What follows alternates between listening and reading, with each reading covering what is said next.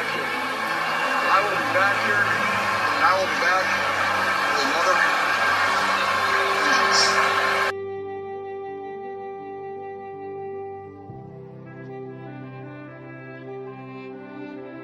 Yeah, we'll lick our wounds. We'll get over this. We'll be fired up for next year. Garoppolo has time, stands in, going deep, going for it all, and it's caught for the touchdown! On fourth down, Deebo Samuel for 6. Garoppolo's got all day. He's going to launch it deep down the field, going for it all, and getting it! Emmanuel Sanders, not touched, still on his feet, inside the 10, and he scores! 75-yard bomb from Jimmy Garoppolo to Emmanuel Sanders. Wilson, pressure off the edge, releases it, and it is intercepted by Greenlaw. Trey Greenlaw now on the return. As he's still on his feet with blockers in front, Trey Greenlaw down the sideline. Can you believe this? Looks like football, baby. Pass is caught. Kittle breaks one tackle. Another. Wow, what a touchdown for George Kittle. Goff throws and it's intercepted. It's picked off by Warner. Fred Warner for the touchdown. Jeff Wilson has come in at running back. Garoppolo's throw is caught by Jeff Wilson. He's going to score a touchdown for the 49ers. And the pass is going to be picked off by Bosa. Nick Bosa.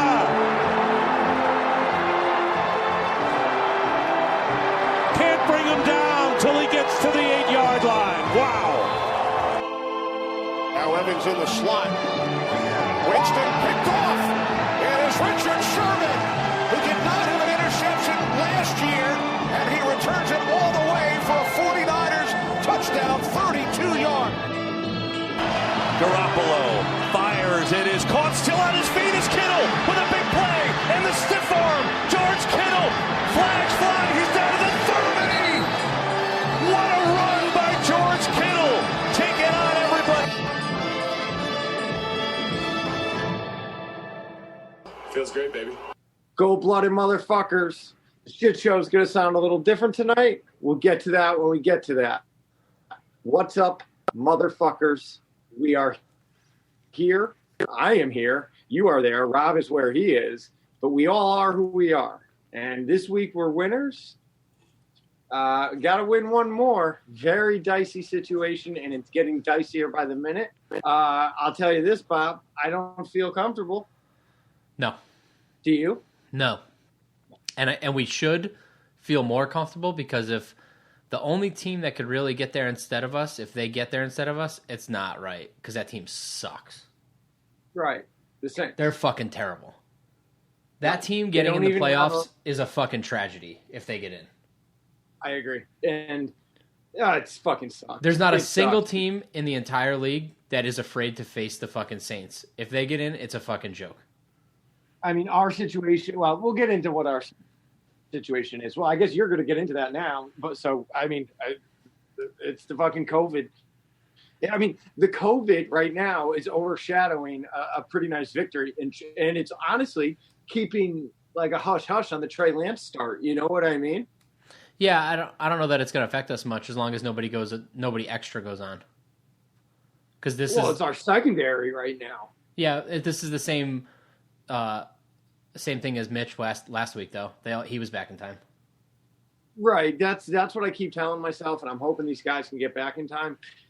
I don't know. You hope they do. But so, all right, let's get into that, and I guess go from there. All right. Before the game, we signed quarterback Tyler Bray, linebacker Mark Nazacha, and punter Colby Wadman to the practice squad. The punter signing was in case Mitch wasn't able to come back in time. Linebacker Mark Nazacha was to fill up some of our special teams problems because he was on the team for a long time and was a staple of our special teams. We basically signed him off of God knows what construction site, and he made a few tackles in the game, so he was right back to where he left off. Dre Greenlaw did not play with the groin. Aziz Al-Shaair did not play with the groin. With the knee. Talanoa Hufanga did not play with the knee. Jimmy G's finger, we thought he had a chance. He did not play. He quote-unquote has a chance this week, whatever that means. Mitch Wishnowsky was activated off of the reserve COVID-19 list in time for the game. Tight end Tanner Hudson was promoted to the active roster from the practice squad. Linebacker Mark Nazacha and linebacker Curtis Robinson were activated as those standard elevations that go back to the practice squad after the game. We waived running back Brian Hill, who I predicted Shanahan was going to make a household name, who did not get any touches. Elijah Mitchell, with his knee, he did end up playing this week. And Trey Sermon is still on the short-term IR and has not been activated to the roster yet. Trey Sermon can go to fuck somewhere else. I think you're going to be surprised by that. I think the team actually thinks he's going to step into what we thought Jeff Wilson was going to be. Well, Jeff Wilson could still be what he wants to be. Yeah, but I think the team sees Trey Sermon as a better fit. We'll see. Yeah, I think he's just maybe it was a high ankle that he's coming back from. So okay, well, to be honest, Jermichael Hasty's in that boat with me too because he really doesn't do much and he fumbles kickoffs and shit and whatever he does. Sermon's a bigger guy, so if he could be that third down back, that'd be my favorite spot for him because we need some pass pro. I think that's really the only reason Jermichael's out there on third down is he can pass protect a little better. During the game, Elijah Mitchell proved this week to be the fucking top dog in that back. Yeah, I mean, Raheem Mostert. Yeah, and we don't normally run with a bell cow, but he can do it. He can be an every down back. For sure. During the game, Marcel... There will be something else with him and Mostert. Yeah. During the game, Marcel Harris left with a stinger. He returned to the game. Trent Williams went out with an elbow. He did return to the game. It is something to monitor, though. He's not at 100%. Josh Norman left the game after his pass interference. That was not injury related. He was benched in honor of Dante Johnson taking his place. We can talk about that when we talk about the game if you want.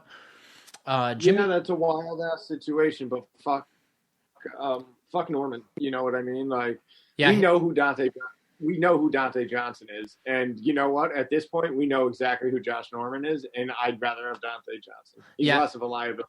I think he probably stays on the roster because we need a backup if somebody does get hurt again. I think Mosley and, to be honest with you, I think Mosley and Thomas are the starters once Mosley's healthy, and Dante's the backup because Dante can play a lot of the positions. He can fill in for K1. He can fill in at safety. He's a much better backup because he can cover all those positions. It's clear Thomas is figuring it out. Yeah. You know what I mean? Yeah, big he's difference. Going to be able to play.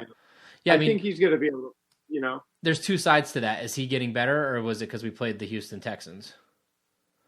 Well, I even felt like the game prior to that, he improved from the game before that. You know what I mean? Like, it's so who knows? Because that Texans quarterback didn't look terrible. I got to be honest with you. Like, that kid might play in the league too. Yeah, but I'm not gonna rate a rookie cornerback against those wide receivers. I'll wait until this week against Cooper Kupp and OBJ. There you go. This is nightmare fuel. Some good news. Emmanuel Mosley, Dre Greenlaw, Mohamed Sanu, Tavon Wilson, and Maurice Hurst are all expected back at practice this week. I don't know how many of them actually have a chance of playing, but it would be nice to get at least Mosley and Greenlaw back, especially given that we're not going to see Al-Shaair yet. That'd be huge. Any help on the defensive side of things, I think.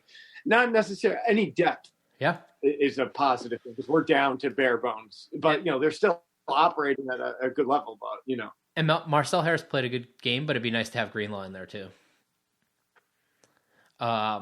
Jimmy Ward, K'Wan Williams, Dante Johnson, Raheem Mostert, and myself have all been placed on the COVID-19 reserve list. Yeah. That's why we sound a little funky today. We are in separate buildings. We are via the Zoom machine. I have been self-diagnosed with COVID. I've tested myself. I'm now a doctor. I don't need a doctor any longer. Yeah. And as a precaution, I am in my own lair with my own rig and my own casts. Yep. And I tested negative, so that's there's that. No kisses for you this week. Yeah, it's going to be different, but the same. So we're going to not even COVID could stop us from bringing this wonderful content to you folks. Yeah, it's a real party here in gold-blooded land. I'll tell you what. I got to tell you, I'm putting a run on this prediction game. I see that. I got hot late. You did. You got me. I was close. Yeah, we were all pretty close. Yeah. Let's see if I can pull it out. Well, Curran came in last. He was nowhere near it. Yeah. That's close compared to what we normally end up with, though. Yeah, I got to get it this week to tie, a 3-way tie. Yeah. Well, if you nail it, you can get 2 points, though, remember? That's right. That also means the 49ers have to win. Yep. Just for this. Yep. So the 49ers won the game 23-7. Who played quarterback? Trey Lance. Trey Lance, quarterback to the team. I liked watching him. He seemed like a guy that he was a little fired up in the beginning, settled down a bit, and really got into the game a bit. You know what I mean? The Texans, again, are the Texans, so take that for what it is. But it was definitely a soft start. It's the best soft start you're going to get in the NFL for, if you're going to make a playoff run. You know what I mean? If you just have to get thrown into a playoff run, it's the best soft start.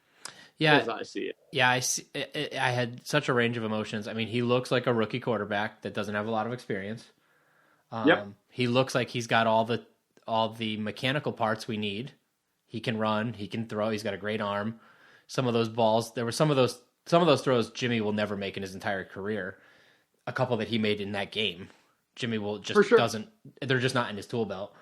Did you see the stats? There were a couple stats that Trey Lance was had the highest, I don't know what it was, some sort of downfield percentage number. I'm not sure what the number was over any 49er quarterback in the last 3 years in any one game. You know what I mean? So, I mean, I don't know. The pick was bad, but Jimmy, and he should have had 2 more. Let's be for real. But Jimmy throws the same balls, so I know that's like a wash if I'm comparing the two, right? So at this rate, who do you want? I still want Jimmy just because I feel like Kyle can call the plays more confidently, and doesn't. The beginning of that game was very much a feeling out of what plays can I call, what's going to work, what's not going to work. I mean, the Debo stuff wasn't even working. We've never seen that fail so miserably. I think it was just it's just that confidence level of do this, got it, done.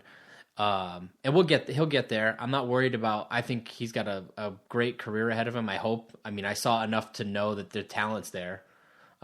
It's safe to say that he's starting week 1 next year, no matter what. Yeah, Jimmy would have to get better and take us to a Super Bowl to make that a difficult decision. And even then, I don't know if it still happens. It would have to be he would have to win the Super Bowl, not get dragged there by the defense. Agreed. And then it just becomes difficult. But yeah, I mean, I don't know that they're going to start him this week. I don't know. I think they're in a real conundrum here. Yeah, I agree. Yeah, I don't know what they're going to do. I mean, it's tough. It'd be really nice if we clinched last week so that Trey could start without too much stress. Without the weight of this game. Yeah, but it is what it is. Either he's going to... I mean, let's say Jimmy can't go the rest of the year, this is a good step towards the following week when it's a playoff game, and the following week when it's a bigger playoff game, and the following week when it's an NFC championship, and the following week when it's a Super Bowl. We might as well step up each week and make each one a little more important. I mean, I guess, so I guess the way to look at it is once you get to the playoffs, it's win or go home. Yeah. This is win or maybe go home is what it boils down to. So, but you can't put it. So the Saints are playing the Falcons, so we can't really. Right. So let's explain to the people. let's explain to the people who may not be super clear on the situation what it is that has to transpire. So if the 49ers win, they're in the playoffs. Said and done, doesn't matter about anything. Or tie. What's up? Or tie. Or tie. Win or tie, we're in. And what seed would? Well, I guess the seeding would come. That still dictates on what happens with some other games. So we can't. No. Well, yeah. If we win, and then I think Philly's ahead of us. I don't know. If we win, if we win, we'd be tied with Philly, and because they're already in. Yeah, but we would have the 6th seed, 7. But they have a game to play, so if they win or lose, that depends on if we tie them or not. Right. So if they lose their 7, if we both win, right? I see what you're saying. Okay, so regardless, back up. If 49ers I'm pulling up the win standings so I can be sure. Right. If 49ers win or tie, they're in. If the 49ers lose and the Saints lose to the Falcons or tie, then the 49ers would get in. Correct. So that's all it boils down in its simplest terms. And we're tied with Philly. We're tied with Philly right now. So if we win, we're the 6. Correct. If we both win, we're still the 6 because we own the tiebreaker there. So as long as we win, we're the 6. If we lose, the Saints lose and the Eagles win, then we're the 7. Correct. That's it. And if all 3 teams lose, then who the fuck knows what happens? And the division is still up in the air because the Rams are up a game on the Cardinals. Right. So if we beat the Rams and the Cardinals win, the Cardinals might win the division. So who we're playing I don't know who it's going to be. So let me ask you, what time is the Arizona game and who are they playing? Good question. I will get you that. I mean, I could do it as much. I got it. Yeah, so I mean, the way they're looking at it is win and you're in. The Saints game was supposed to be a 1:00 game, and they moved it to a 4:00 game so that no team has an upper hand. Right. They don't want the teams to know that they're already in and not play. We'll be watching 2 games at once. Which to me is complete bullshit. Like, if you don't want that to happen, if you're the Saints, say, and you don't want to have to play that game first to decide what's going to happen, then you win other games earlier in the year. Like, the schedule is what it is. I don't see what it really matters. It is what it is. Yeah, it's just more NFL fucking greed. That's all it is. You would think they'd want to put them on different time.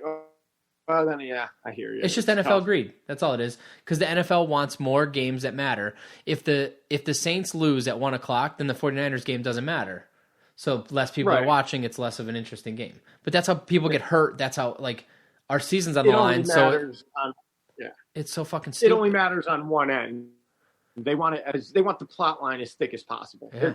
They're the greediest cunts there are. The Cardinals game's at 4:25 also. Okay, of course it is. And who are they playing? Seahawks. Well, of course they are. Where is that?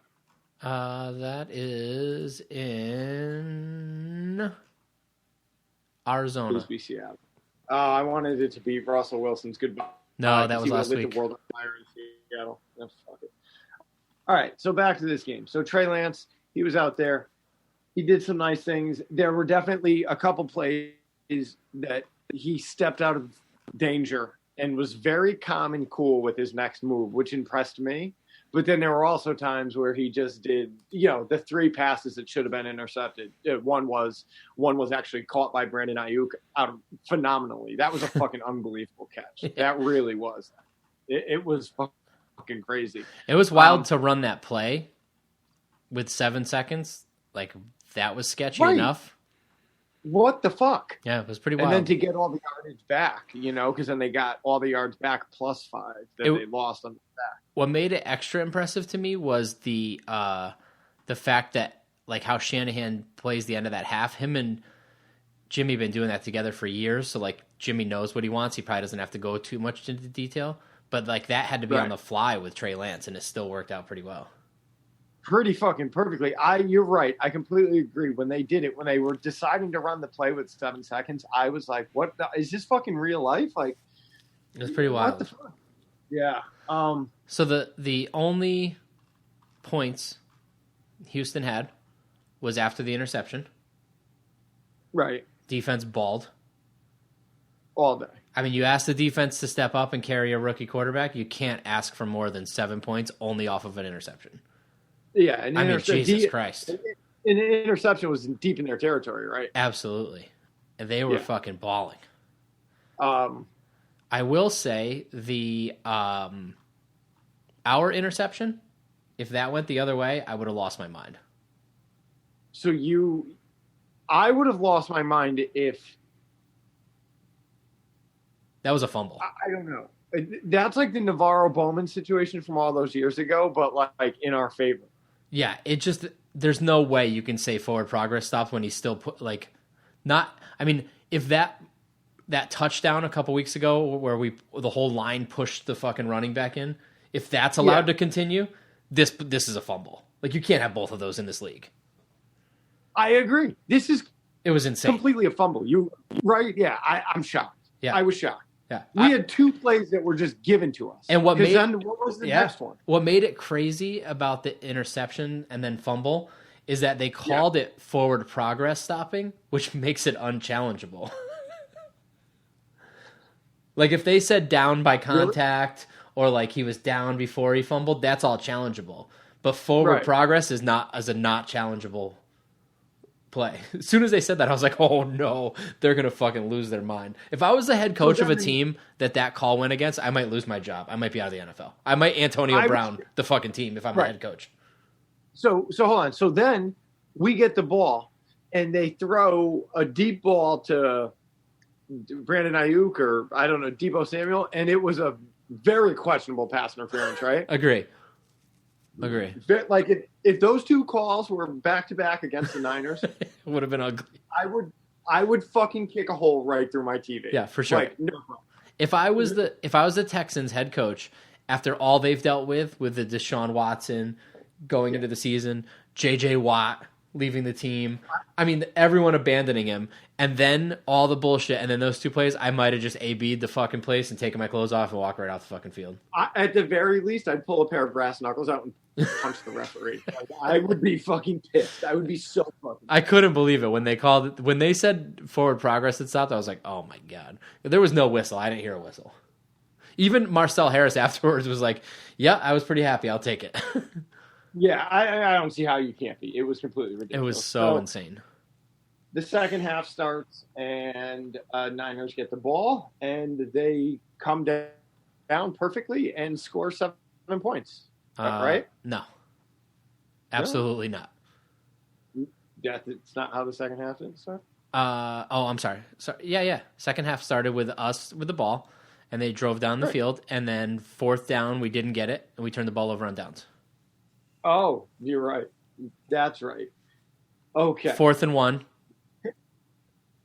There was a fair portion of the third, like the beginning part of the third quarter, where I was like, well, is this the Bizarro game? What the fuck is actually going on? Like, Kyle Shanahan's play calling seemed completely off for a while. Like, not the play calls, but like that 4th down call was completely fucking bizarre, right? Like, well, he had a lot of options. So he rolls. It was a fake handoff, bootleg. He rolls out to the left. He's got 3 options. He's got the deep pass. The deeper route is Brandon Ayuk. The more shallow route is George Kittle, and then he can run. So he's got 3 options there, which are all pretty good options for 1 yard. George is covered up pretty good, and their linebacker that nobody saw coming pulls the trigger and just goes straight at Lance, and he's got nowhere to run. So Ayuk is his only shot, and he just missed the pass. He just didn't. It wasn't a great throw. But I was not happy about it because we could have gotten 3 there. It would have been 7-6. Right. I would think you'd want to take the 3 there. What do I know? It's always the same thing. If he gets the 1st down, then we're like, hell yeah, keep going for it on 4th down. You know, like that it's been our life. Yeah, I got you. And I believe, if I'm not, that's the second 4th down he went for. He went for one earlier. That one was sketchier to me because it was 4th and 1, No, that one wasn't sketchier. That was 4th and 1, and it was just a regular draw play, and Mitchell got stopped. Yeah. Oh, yeah, I got you. Yeah, I'm looking at it now as well. Then the Niners intercepted on that nonsense. Then we came to the field on the big pass. He got a touchdown, threw the touchdown to Mitchell, which was a fucking cakewalk touchdown anyway. Yeah. Couple punts. They missed a field goal, ridiculously missed a field goal. When I saw that guy's like season long was 61, I'm like, oh, this guy's going to drill this fucking thing. Misses it bizarrely. Then he hits fucking Devo on the probably the longest pass by a 49er quarterback I've seen thrown in 5 since Colin Kaepernick. I mean, the ball traveled 45 yards in the air. You know what I mean? It was a beautiful throw. Alex Smith couldn't run that far without getting winded. Well, you definitely can't run that far now. So that happened. Devo scored. That was good. And then the game was more or less won. Another field goal. We had a touchdown before the second to last Robbie Gould field goal that was called back on a holding. Trey ran it in. Oh, right. That was pretty nice. And then Ayuk got called for holding. Yeah, there was such. You can't get mad at that one. You know, you got another one handed to you earlier in the game. So I mean, it was by far not a pretty game. No, I think once Lance got a little more comfortable, that second half is what we expected the whole game to be like. Davis Mills played a pretty good game. The defense came on strong in the second half. That line was in his face every play. That guy had no time to do anything. The defense in the second half was fucking nightmarish. Like, it sucks Bosa didn't end up with a sack, but I mean, that Arden Key penalty yet again, total fucking horse shit. It's such fucking horse shit. But again, how you get a sack? And again, we crushed them in the trenches. They had 1 sack on Trey Lance and 2 QB hits. I mean, you can't ask for more than that from your offensive line. We sacked him 3 times and had 8 quarterback hits. So those are the numbers you want. That guy was getting fucked. And Nick Bosa finally got a holding call for once. Yeah. And on a great play, on a big long play that would have hurt us. Oh yeah. It was a deep play. Yeah. They saved it for a good one. I'll take that. Fred Warner, 15 fucking sacks, huh? Tackles. Tackle. Imagine having 15 sacks in a game.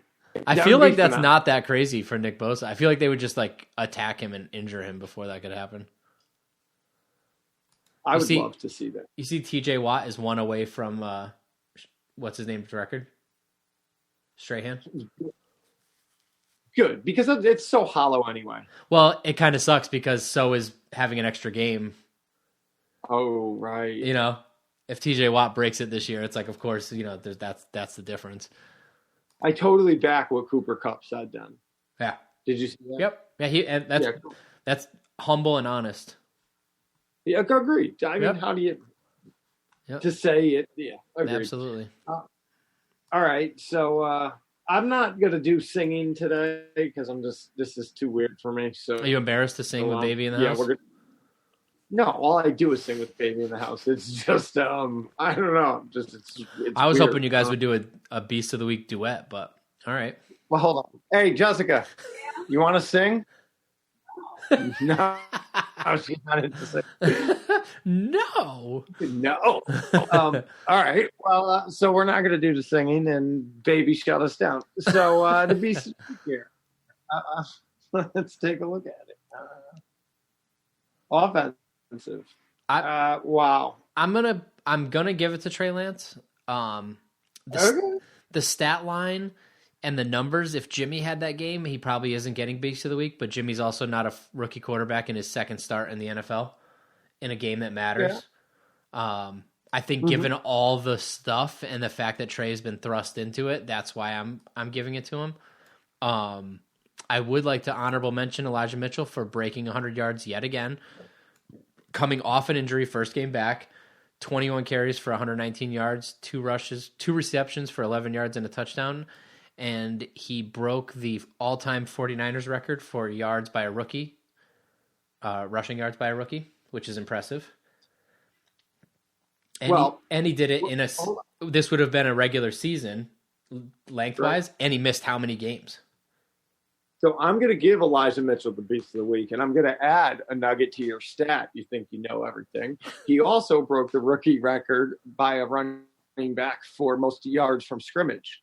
Oh, look at that. So, and that's with missing how many games from injury? It's insane. Right, in such a shortened season, yeah. If he played a full 16-game season, he's definitely a 1,000-yard rusher. He might even be pushing Debo for our offensive MVP if he played the full season. Yeah.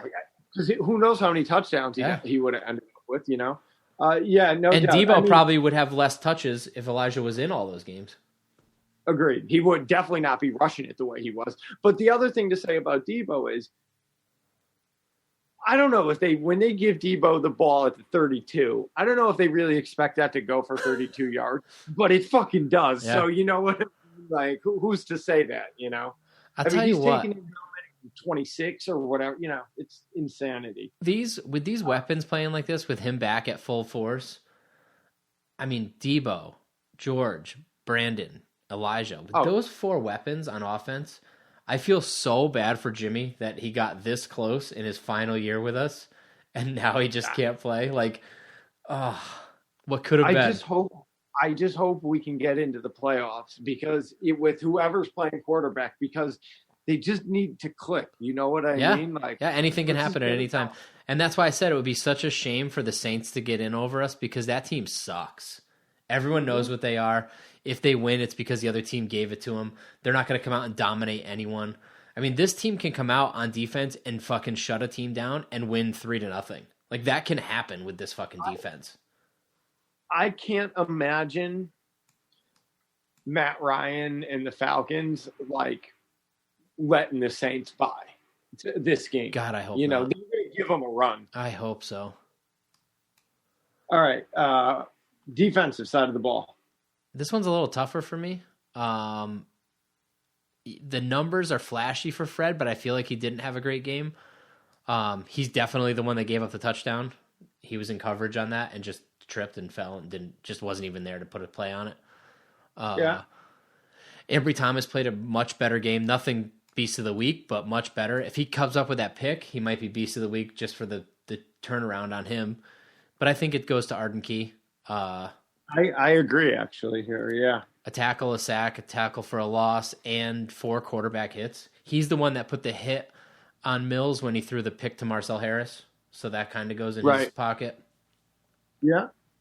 No, I agree. He was and I watched a little bit of the defensive line, and there was no question. At one point, there was 2 guys actively blocking Nick Bosa with a third, watching him if he came through. So and Arden Key's starting to figure out that if they're all going to go to him, there's my opportunity. And Arden Key's figuring out how to beat people one-on-one. Yep. And if you could do that, you're going to get sacks when everybody's concentrating on fucking the Savage on the other side, which I don't think Bosa is going to be upset by. You know what I mean? And sooner or later, they're going to realize they have to, whatever. And Arden Key is a guy that John Lynch found that the Raiders had basically thrown aside and said he wasn't going to make it.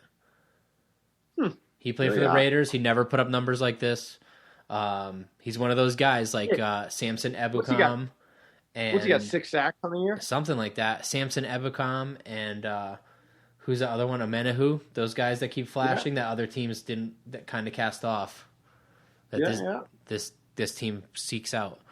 Oh shit! I was gonna say something. I lost it. Oh well.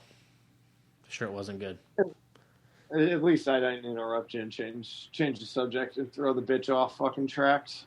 This, I just hope to God they get in, because this team, like I said, if you're a team in the NFC and you get the choice, nobody wants to make the choice because that's, you never pick your poison because that's always a devil's game, but nobody wants to play the 49ers over the Saints. No one. No, Not a single the team. NFC is hoping the NFC is hoping the Rams do what everyone expects them to do, and that the fucking Saints beat the Falcons. Yeah, if you pull the Saints in the first round, that's a fucking bye. Right, you pull the Niners, then you're gonna get your shit kicked in. You're at least gonna feel like you played a football game. They could shut you out. They could shut any team in the NFC. They could shut them out. And especially if Mosley comes back and Al-Shaair comes back and they're playing it the way they were playing when they went out, I mean, that team could shut down anybody. We talk a lot about Josh Norman. We talk a lot about these corners, but they've really not played terrible. If it weren't for the penalties, Penalties are pretty damn good. So egregious. It's so egregious, though, because it gives up such big chunks. You know what I mean? Well, and early on, we said it as I'll take a Norman PI if I get a Norman forced fumble, but I haven't seen a forced fumble in a few weeks, and I still see PIs. Yeah, no. That's the problem. And what sucks is poor Dante Johnson. They put him in because of a pass interference, and he gets one like 2 plays later. Of course. The coaching staff is like, well, what the fuck do we do now? And Norman is looking at him like, oh yeah, okay.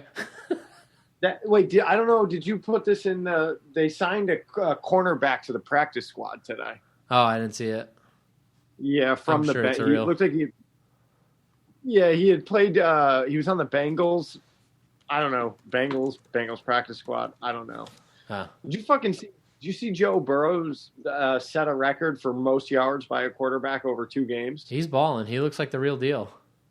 Dude, he threw 952 yards over 2 games. That's fucking crazy. It's insane. That's what I wanted to say. So I don't know who said it. Tim Ryan, Joe Staley, one of those former players. The thing that sticks out about Trey Lance for a rookie, when he talks, first of all, this part's me. This I noticed. He's very calm. He's very collected, and he doesn't sound like a rookie answering questions. Joe Burrow, I see him answering questions, sounds like a rookie answering questions. And he sounds like a confident rookie, borderline cocky, maybe cocky, but young and rookie-like. And Trey Lance just seems like a more groomed talker. Like we talk about Jimmy. Like, you can't fluster him. Like, even when they say something stupid, like, he wins the biggest game of the season, and they're like, what do you think about the rumors that you're going to get traded at the end of the year? And he just laughs at them and goes, sorry, I was busy playing football. He brushes that off, and Trey Lance just seems like he's already there. And for a rookie, that's impressive. He's guarded like a veteran, if that makes sense. You know what I mean? Like, I guess the one thing, if anything, if I could be critical in any way, I think he has to find a way to become a little more endearing. Jimmy has it with his looks. You know what I mean? Yeah. Kind of. But like, he needs to let some part, because he's so guarded right now that there's like almost no personality. You know what I mean? And maybe he just doesn't have a personality. But I think he's just very guarded. I think you use the right word. I think that's what John Lynch and Kyle Shanahan like about him. They like the guys that don't make a scene. They're not. It's the exact opposite of OBJ. Antonio Brown. It's Fred Warner. It's Fred Warner. Yeah, it's not, the story's not going to be them flying off the handle ever. Right. No one on this team, really. I mean, I guess they were burned with the Alden Smith. You know what I mean? Like, that was a guy. Alden Smith. No, the linebacker. Reuben Foster. Yeah. Reuben Foster. Yep. He was a guy. They took a chance. Right. Well, you looked at him and you were like, well, this is a guy who's gotten in some trouble, but he's just a fun-loving guy, just a guy with a zest for life type of shit. You know what I mean? But, like, let's be for real. He was a fucking loose cannon at heart, obviously. Yeah, they can't all be Navarro Bowman. No. The difference with Trey Lance, though, what I do like, and this came from one of those guys, I don't remember which one, and as soon as they said it, I saw the same thing. I just didn't click as well as it did until they said it. In his postgame, Trey Lance was talking about his interception, and they asked him about it because Shanahan said that wasn't where the ball was supposed to go on that. And and Trey Lance, and he said, and Shanahan said, a little better throw, and it still works out. And Trey Lance said, that's not where it was supposed to go, but I can make that throw, and if I make that throw, nobody's asking me about it. And everyone's happy with my decision. And that the confidence in that and the cockiness in that, it's very subtle. It's not a dickhead cockiness, but he knows he can do it. That's what you need from your quarterback. He's completely aware of his abilities, and you know. And when you look at when you watch the play, you see the ball being low, obviously low enough for the wide, and you see how he could have dropped it in there for George. You know what I mean? There was a pocket there. You know, it just had to be the right type of throw. He is. So I mean, for him to recognize it without a film session. That's what maybe he got pictures on the iPad. I don't know, but that's what is impressive to me. He is a Rookie of the Week nominee this week also. I mean, that's what a W will do for you. Darquez Denard is the cornerback we signed to the practice squad. There you go. I guess that's probably just a safety measure in case these guys can't come back from COVID maybe. Plus just practice as well, I would think. You're right. You know, I didn't even think of that. Yeah, he could be scout team. We're going to do the particulars. Cool. How's that?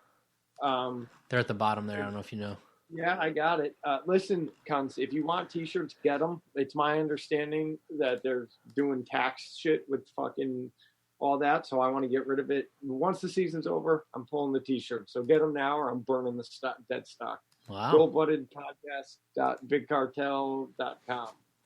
What's that? I said, wow. Burning the stock. You gonna light them on fire on a balloon like a certain jersey?